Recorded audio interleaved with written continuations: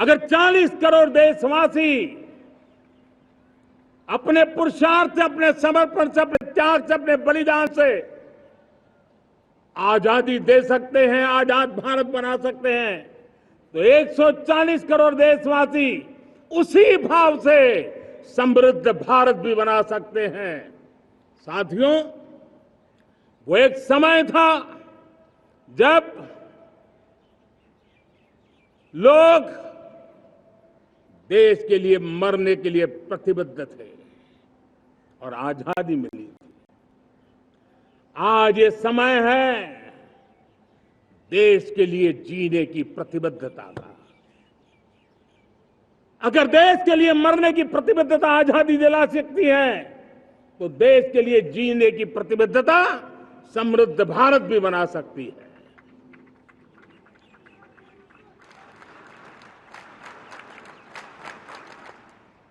साथियों, विकसित भारत 2047 ये सिर्फ भाषण के शब्द नहीं है। इसके पीछे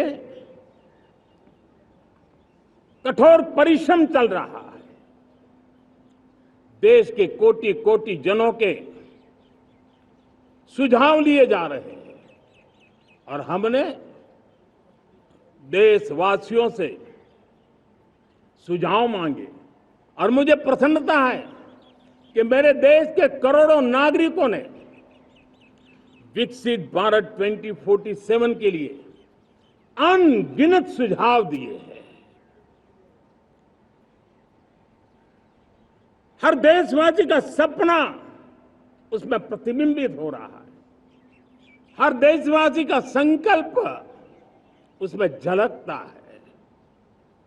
युवा हो, बुजुर्ग हो, गांव के लोग हो, शहर के लोग हो, किसान हो, कामदार हो, दलित हो, आदिवासी हो, पहाड़ों में रहने वाले लोग हो, जंगल में रहने वाले लोग हो, शहरों में रहने वाले लोग हैं। हर किसी ने 2047 में जब देश आजादी का 100 साल मनाएगा, तब तक विकसित भारत के लिए अनमोल सुझाव दिए हैं। और मैं जब इन सुझावों को देखता था, मेरा मन प्रसन्न हो रहा था। उन्होंने क्या लिखा? कुछ लोगों ने कहा कि दुनिया का स्किल कैपिटल बनाने का सुझाव हमारे सामने रखा। 2047 विकसित भारत के लिए कुछ लोगों ने भारत को मैन्युफैक्चरिंग का ग्लोबल हब बनाने के लिए सुझाव दिया। कुछ लोगों ने भारत की हमारी यूनिवर्सिटीज ग्लोबल बने, इसके लिए सुझाव दिया। कुछ लोगों ने यह भी कहा कि क्या आजादी के इतने सालों के बाद हमारा मीडिया ग्लोबल नहीं होना चाहिए। कुछ लोगों ने यह भी कहा कि हमारा स्किल्ड युवा विश्व की पहली पसंद बनना चाहिए। कुछ लोगों ने सुझाव दिया भारत को जल्द से जल्द जीवन के हर क्षेत्र में आत्मनिर्भर बनना चाहिए। कई लोगों ने सुझाव दिया कि हमारे किसान जो मोटा अनाज पैदा करते हैं, जिसको हम श्री अन्न कहते हैं, उस सुपर फूड को दुनिया के हर डाइनिंग टेबल पर पहुंचाना है। हमें विश्व के पोषण को भी बल देना है और भारत के छोटे किसानों को भी मजबूती देनी है।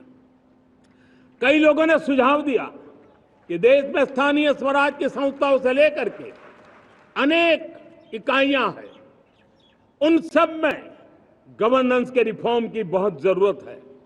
कई लोगों ने लिखा कि न्याय के अंदर जो विलंब हो रहा है, उसके प्रति चिंता जाहिर की और ये भी कहा कि हमारे देश में न्याय व्यवस्था में रिफॉर्म की बहुत बड़ी जरूरत है। कई लोगों ने लिखा कि कई ग्रीनफील्ड सिटीज बनाने की अब समय की मांग है। किसी ने बढ़ती हुई प्राकृतिक आपदाओं के बीच शासन प्रशासन में कैपेसिटी बिल्डिंग के लिए एक अभियान चलाने का सुझाव दिया। बहुत सारे लोगों ने यह सपना भी देखा है कि अंतरिक्ष में भारत का स्पेस स्टेशन जल्द से जल्द बनना चाहिए।